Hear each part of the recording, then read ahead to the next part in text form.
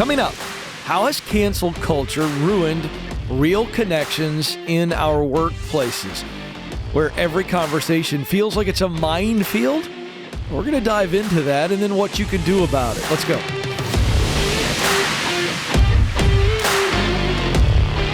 Helping you win at work so that you can win in every area of your life. I'm Ken. Welcome aboard. So, cancel culture,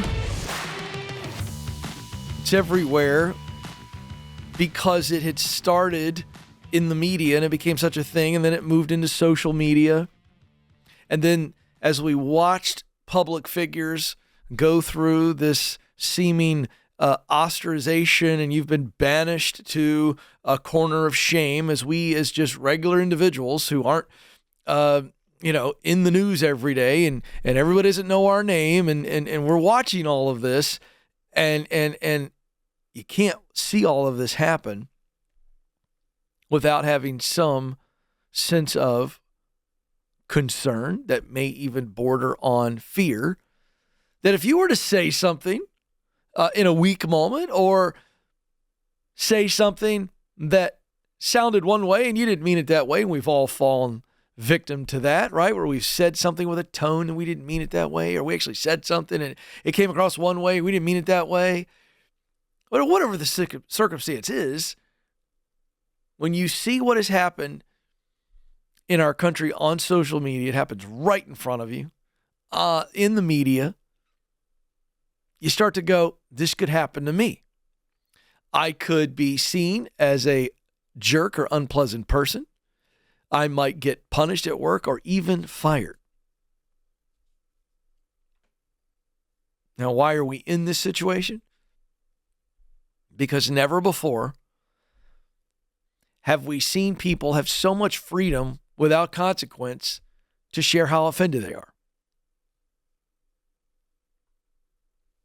Social media has changed the game. The stuff that people say on social media under the banner of "you offended me, and so now I can respond," is shocking, because most people, well, not all, but most people will type something that they wouldn't say face to face. Now you've got this lunatic fringe, and this is not, by the way, it's not exclusive to any one side of the political aisle or spiritual aisle or whatever you want to say here. It's just, it is a person who is so unhealthy, borderline, mental illness or full-on mental illness, that will say some really damaging and violent and do violent things. So that's a very small percentage of our population. But what is not a small percentage are people who are so easily offended,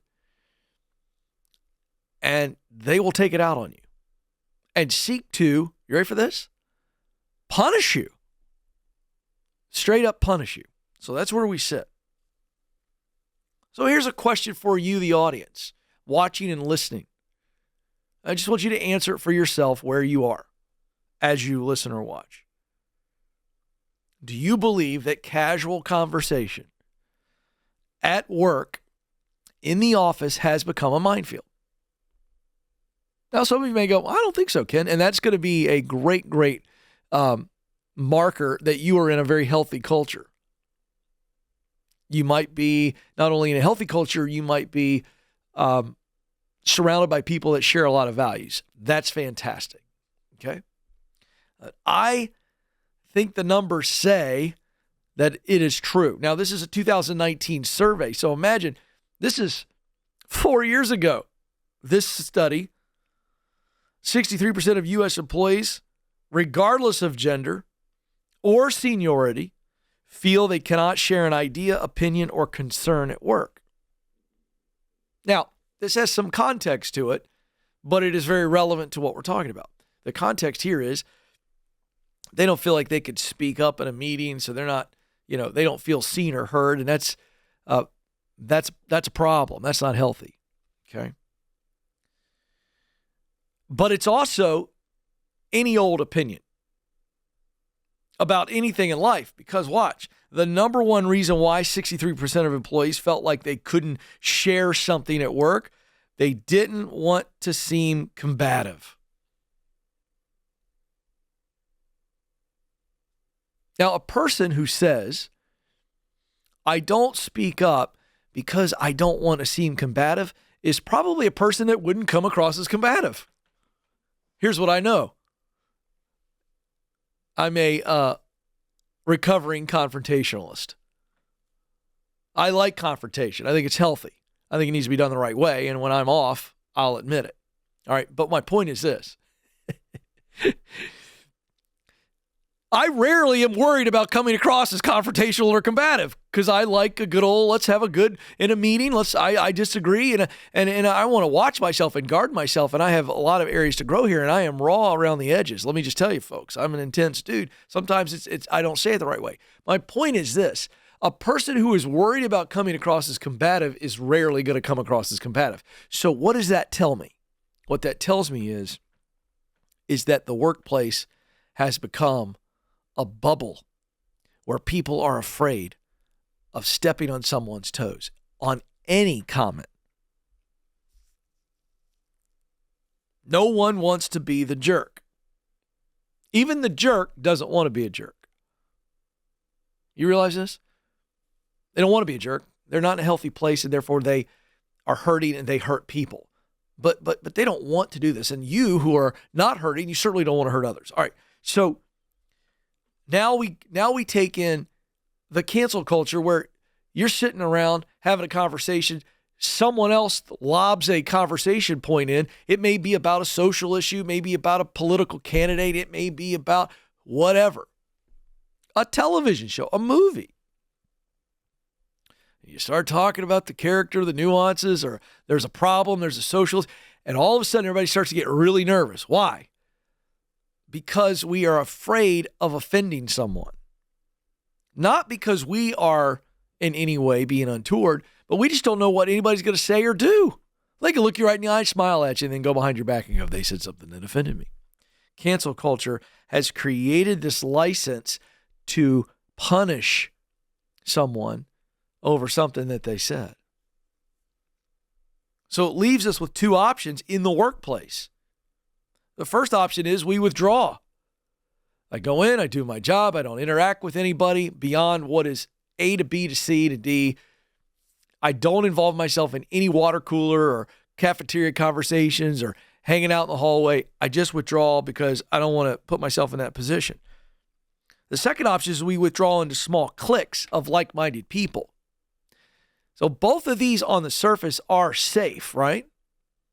I put myself in a padded room. I don't talk to anybody about anything other than just work stuff. All right, that's one option. The other option is I find other people and I can talk openly with them, but now I become a part of a clique, and it's very obvious. Oh, there are the so-and-sos, right? And you're defined, and people know. It creates more separation. So the point I'm making is that if those are your two approaches to just withdraw, then what happens is you are limiting your ability to connect. And if you aren't connecting on a relational level with your leader, if you're not connecting on a relational level with your coworkers, you are limiting your long-term potential. It's that simple. So what do we do in this weird new world? I'll cover that next.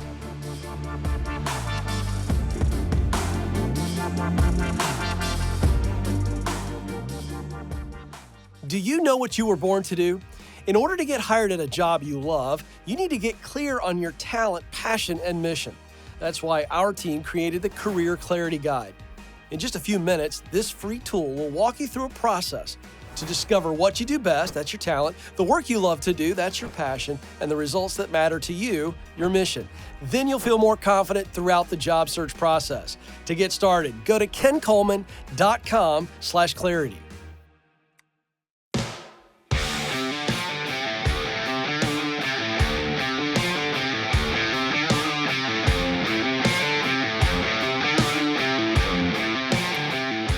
Hey, if you're enjoying this show, first of all, thank you for engaging and being here. Second, would you, if you are on YouTube, like these videos that you are enjoying and subscribe to the channel while you're just that quick click and share. And if you're listening via your favorite podcast app, would you give us a follow, a 5-star review, and share an episode that you think will encourage someone that needs it? All right, we're talking about how cancel culture has ruined real connection in the workplace. Okay. And what it has done is put everybody on guard on one level. The second thing that it has done, it has made people withdraw. So people are on guard.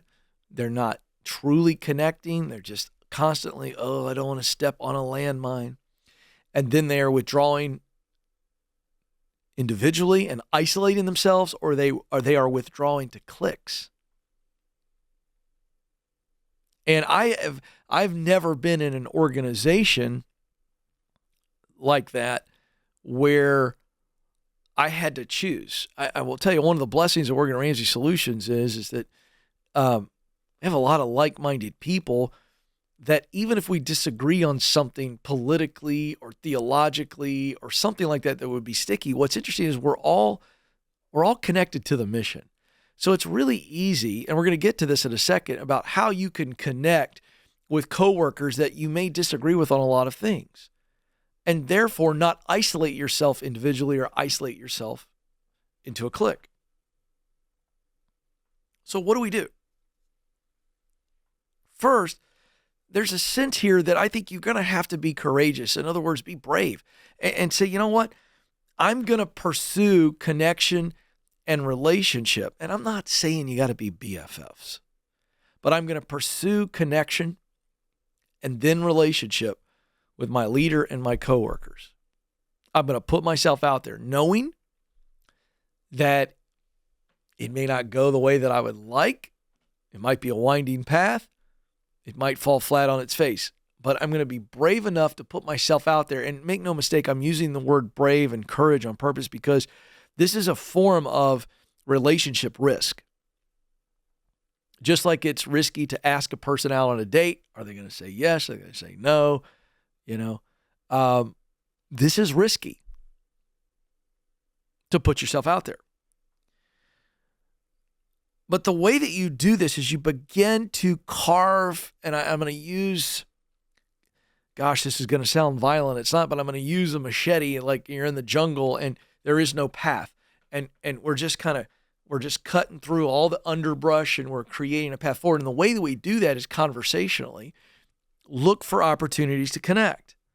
When you're interacting with a teammate or your leader, find moments. Even though we've got an agenda, yes, and we've got to get through the meeting, but find moments.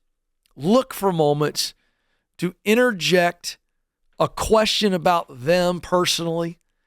And this is, again, I've taught a lot on this on the show, but this is just showing some basic interest. And you begin to just knock down some of your fears, maybe some of their fears about stuff. And again, if you're in a situation, all of a sudden the topic gets weird and you're like, uh-oh, this could be a landmine. You know what you do? Smile and nod. Don't engage. Okay? But if you're sitting in a situation, you always have the opportunity to redirect the conversation. Steer it another way. Something more fun, personal, Or, hey, I'm not involved in this situation. I got a call, whatever. And I remove myself. It does not mean that you remove yourself from connection. So you got to cut a path towards your teammates and your leader by simply finding commonalities and values and things that you can connect on and have conversation on that steer clear of landmines. Well, Ken, what do I do? If I'm having this kind of conversation and something comes up and they drop something out there and they say something with some fervor and I don't agree with it, it's a great question. What do you do? What you got to do is ask them. Just go, I don't know. Why do you feel that way? Redirect it back to them. They love their own opinion. We don't have to run to the corners like cockroaches when the light comes on. We don't have to run away. Hey, redirect it back at them. Well, Ken, it irritates me. I can't stand what they believe. I got it. But guess what? They brought you into it. You're into it now. How do you stay in the moment and not run from them and create this boundary? Very simple. Redirect it back to them. Well, I don't know how I feel about it, or, I may have a different opinion, but what do you feel? Why do you feel that way? Now, this is what's interesting about this. what could be a landmine if you start acting awkward or you allow it to create division could end up being a indirect route to connection. Because if they have any sense at all, they could go, I don't know that they agree with me on that, but boy, they just kind of redirected it back at me. They kind of sidestepped that, and I see what they're doing here. You're not taking a position. I don't want to do this. So I'll tell you what, I'll seek to understand your position. Really, what do you think shapes that? What's the underlying philosophy there? Hey, and now all of a sudden, they begin to realize that you might very well disagree with them. They're not quite sure how and where, but they also realize that you respect their opinion. And in doing so, you respected them in that conversation, and you gained some understanding about how they're wired. And now you realize, okay, there's something below the surface here. I may disagree with it, but I don't have to fight. And then keep building this way. Keep building this technique to ask other people about what they're interested in and what their hobbies are and what their interests are. And again, this is how we develop connection. Could be on just the smallest of things. Oh, we love Star Wars movies. Great. And so now we are able to avoid landmines, not get involved in the stuff you're worried about, social, political, religious issues in the workplace. But what we are finding is they would rather talk to us about the fact that we like Star Wars.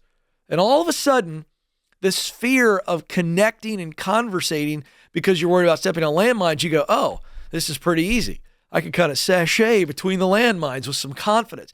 And that's what I want you to get out of this. I'll give you an example of my own life. Years ago, Stacy and I were living in the Atlanta area, and a group of guys, we all decided that we were going to get together, and it was a good men's group. It wasn't a Bible study, but we would talk about our faith. It was more of a, hey, we're trying to be on purpose in our life.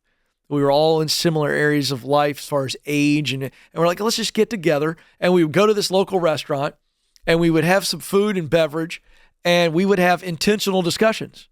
It wasn't just, hey, did you see, John Wick this week? It wasn't that.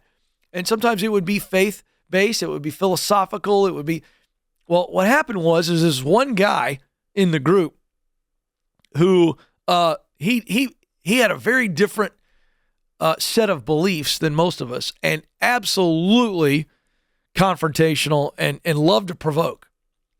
Well, he had this ability to serve me a topic, Alex, and he would put it right in front of me. You know what I would do? Swallow it whole. He was good at it. He knew Ken doesn't agree with me, and he is loaded. He's loaded. If I fire it at Ken, he's firing it back. Now, how do I know this? Because he told me after about the third or fourth night. When we got in this, and I realized what was happening. And I realized that I was getting uncomfortable because he was provoking me, and I shut down. I would fire back a little bit, but I realized what was going on. I was like, we're not here to debate, and I don't even want to get into this conversation because it makes me so uncomfortable. So what did I do? After about 2 or 3 times, I realized, I'm not going to win. So I just started asking him more and more questions about why he believed what he believed, and we ended up coming up with a lot of interesting topics where he and I agreed on certain philosophies. You can win people over with healthy conversations.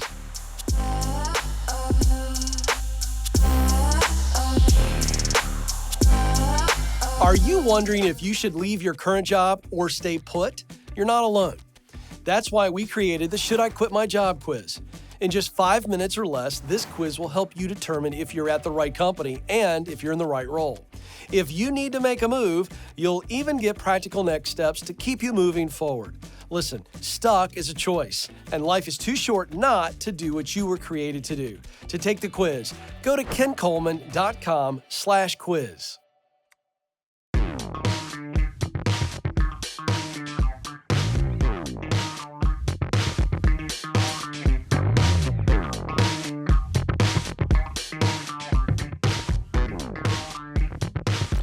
Very interesting new data to share. And I'm actually encouraged by this because for the entirety of my program, I have largely been trying to see these numbers change. This is something that I'm excited about, and that is that new data says that workers are happier than they've been in decades. Because I've quoted for years that we've seen for decades a high percentage of American workers disengaged. That doesn't mean they hate their job. It just means they're not engaged. They're just kind of going through it. And they're just going through the motions, and they're grateful for the check.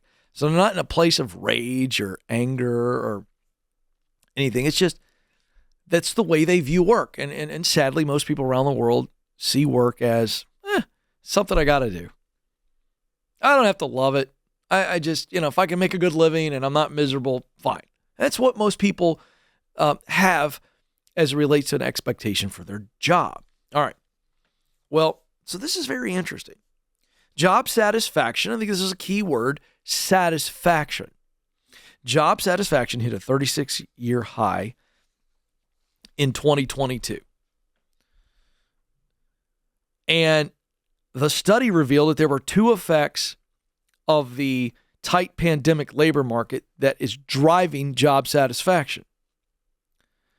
Wages went up, so people were making more money, and work flexibility increased. Obviously, with a lot of workers working remote or hybrid. Okay, so you're removing commute. And again, I understand why a lot of leaders don't like the hybrid or even the remote model. I understand. And I don't disagree with leaders' suppositions on this that, chemistry's better, culture's better, collaboration. I absolutely agree with that. But I can also acknowledge that people can work very effectively remote and hybrid. Okay. So we have to look at this and realize that what's behind workers, and I'm just saying this for leaders out there who may be struggling with this and you're still wrestling with this, and I think it's important for you, even if you're not in a leadership position, to understand why is remote and hybrid work so popular? It's not because people want to be lazy. It's not because people want to steal from their employer by getting paid to do less. That's really not it. It is about autonomy. Period. It's about autonomy. Okay? The human spirit longs to be free. Period. Leave it at that. That's not a political statement. It's not a spiritual statement. It's just I'm going to call it a biological statement. The human spirit, the way humans are wired, we long to be free to make decisions how we want, when we want, where we want. It's just who we are. So the nature of, I could work from a coffee shop today. I could work at the house today. I could go in. What makes hybrid and remote work attractive is not a desire to be lazy and eat ice cream. And I make jokes about that sometimes, but I'm joking. But let's call this out. It's autonomy. It's freedom.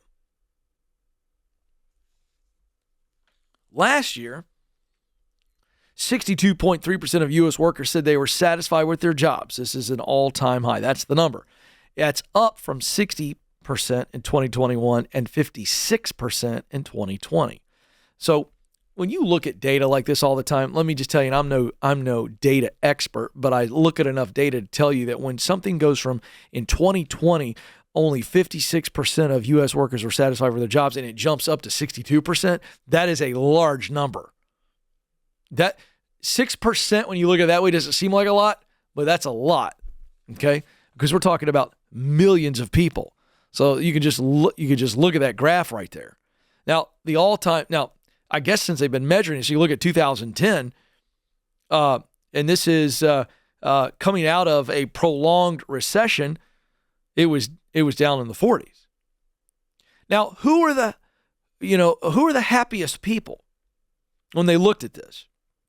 It was people who voluntarily switched jobs during the pandemic and individuals working in hybrid roles.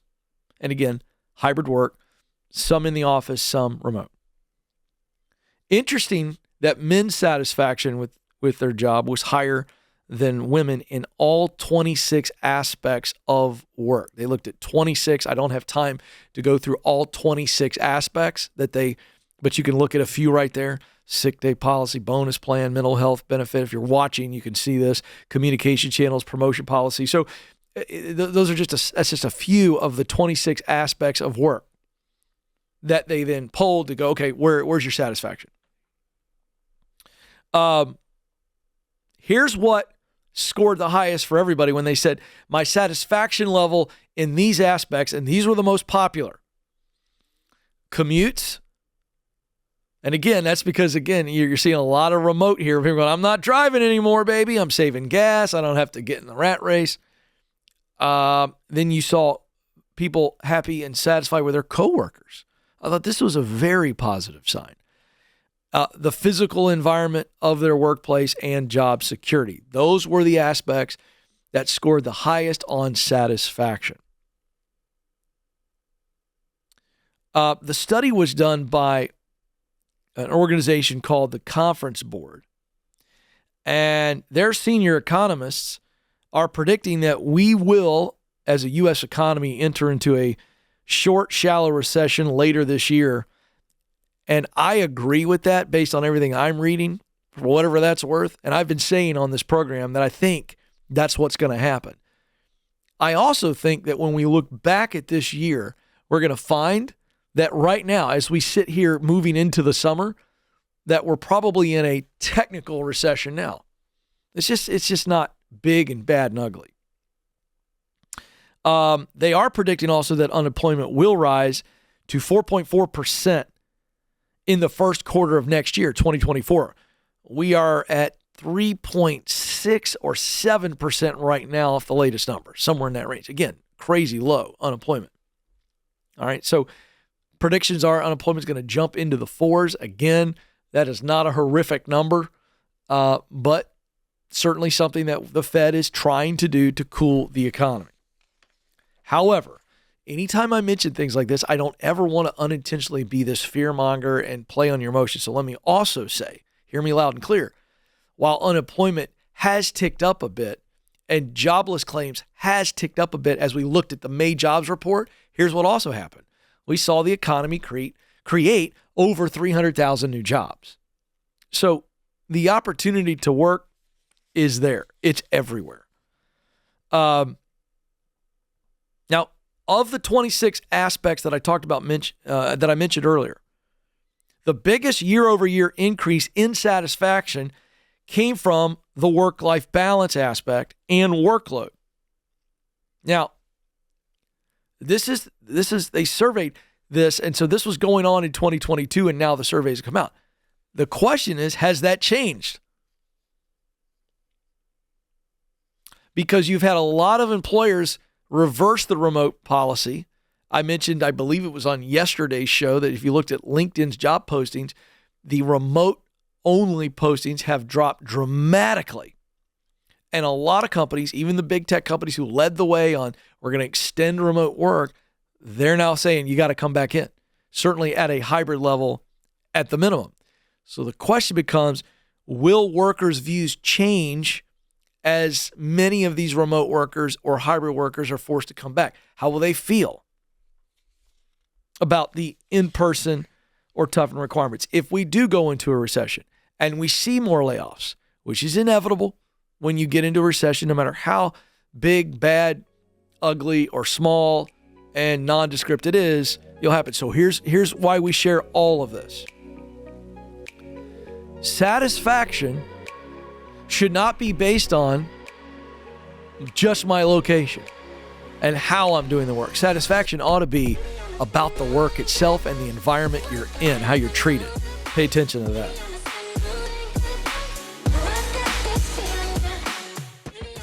Did you know that recruiters take an average of 6 seconds to scan a resume? And that's if they ever see it in the first place. In fact, 75% of resumes are rejected before reaching a hiring manager. Listen, folks, if you want to get hired, you've got to make your resume worth noticing. That's why we created How to Write the Perfect Resume. This free guide will walk you through the 5 steps to stand out in the hiring process to get you your dream job. If you want to get started, go to kencoleman.com/resume.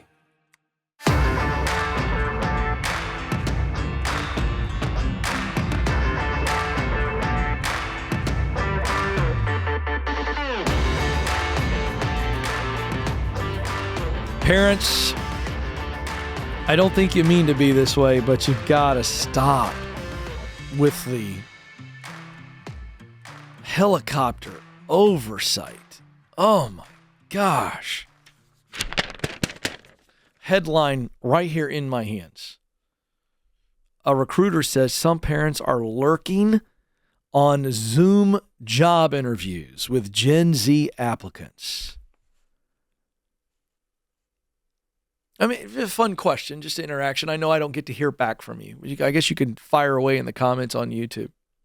If you're on the podcast, just answer this for yourself. Anybody surprised by this? No one's surprised. How many of you are appalled by this? I'm appalled. I'm not going to get angry. I'm not going to get angry. I am going to report the facts, and then I'm going to challenge parents, grandparents, and guardians. This is not red meat for Ken to get his blood pressure up and entertain you. This is a societal problem.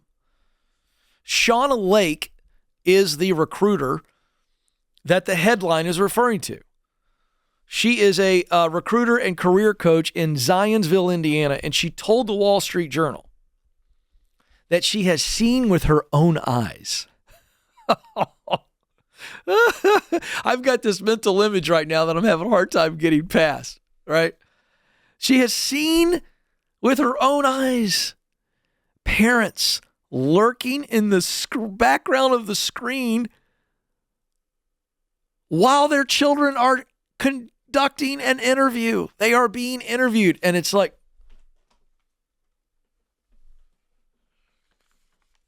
and there's multiple problems going on. Number one, these parents don't even know how to stay in and out of the screen, so that's part of the problem. You can see them. They're probably trying to jockey and do some dance move because they realize they're on camera.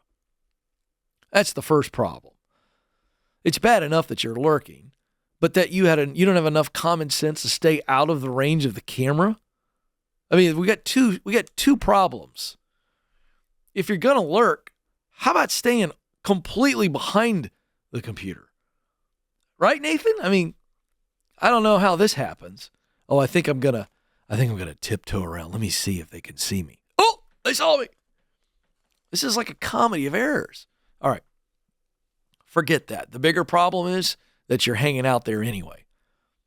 Now, I just wonder, Alex, how many parents disagree with me on that? I genuinely wonder if we had 1,000 people sitting in the lobby today and they could real-time poll me, like on some of these CNN town halls. I genuinely want to know how many of you go, oh, Ken, I'm with you on being seen on camera. What a doofus move that is.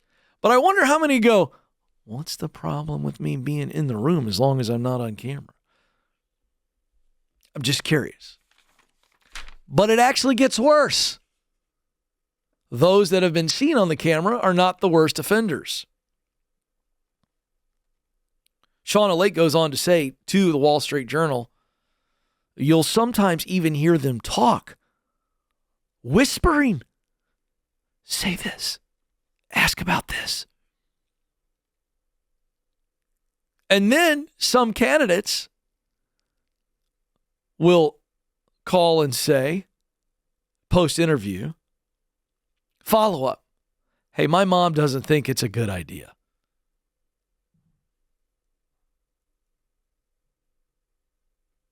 This is pathetic.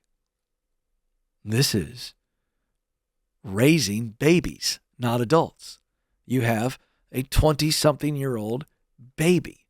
I'm not saying that with a spirit of insult. I'm truly saying they have not matured enough to where they can handle themselves on an interview. And the reason they haven't matured enough is because mom and dad, you didn't let them. You didn't let them. It has become a common occurrence, according to another workplace expert, Lindsay Pollack, a common occurrence for parents to call HR departments to talk about their child's compensation and other requests. All my kids play sports. You know one thing that I've learned just by observation and watching other parents blow this? When you go gripe to the coach about your kid's playing time, it never works. And it's not going to work for their salary and vacation time either. Parents, please detach.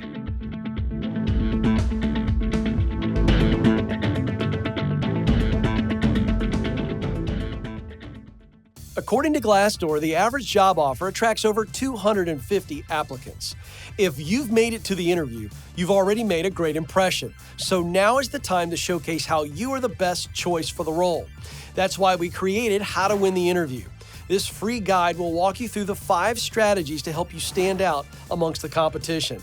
With just some intentionality, you can prepare yourself to win the interview. Go to kencoleman.com/interview.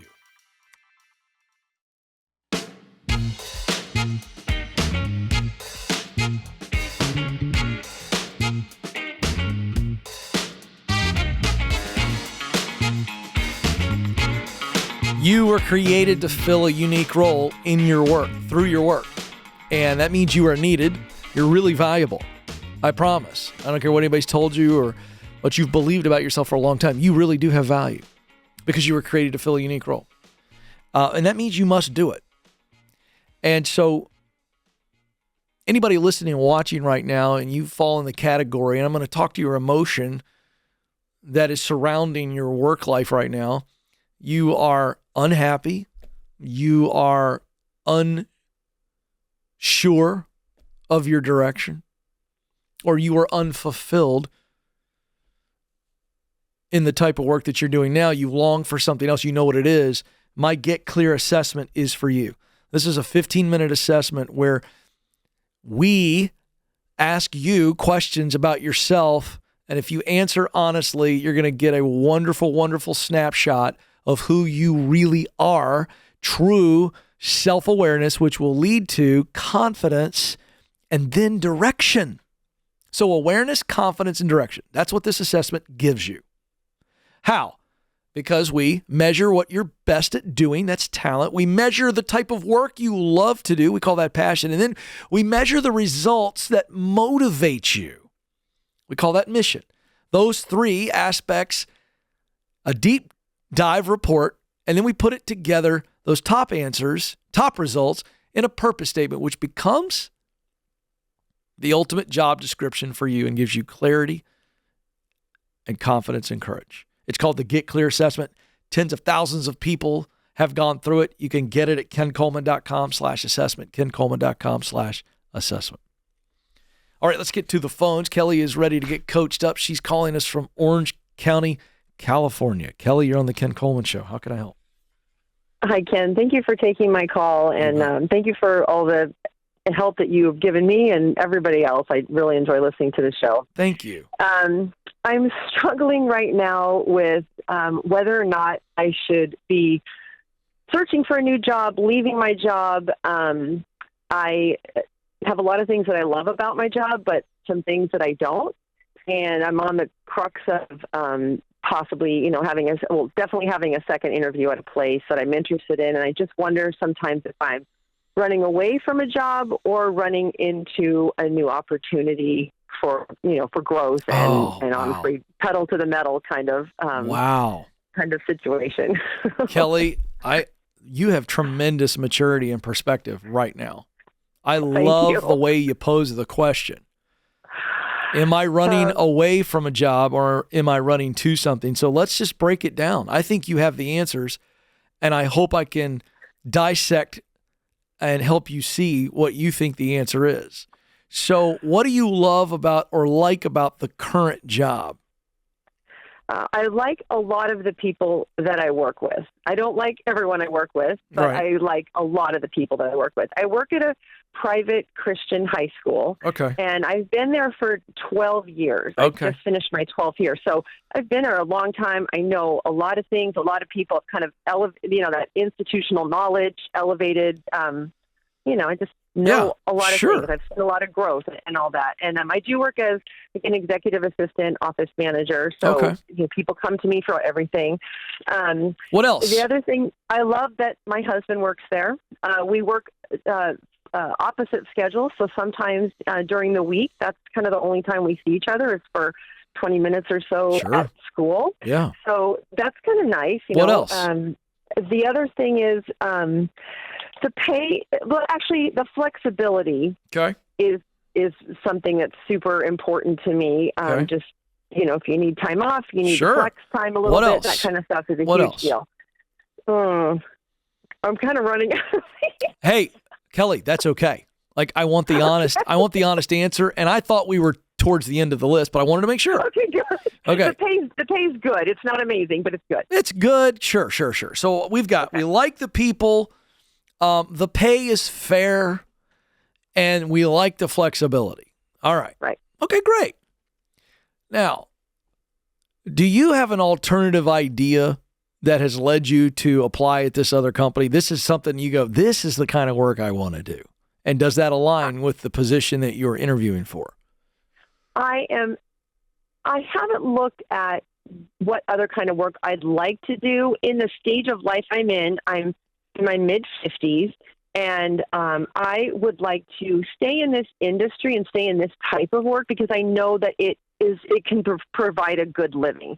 And maybe in 7 to 8 years, when if we peace out of California, I can look at something that I would love to do even more in a retirement situation, semi-retirement. Okay. But there's reasons why I'm leaving and what has led me to apply many places. What?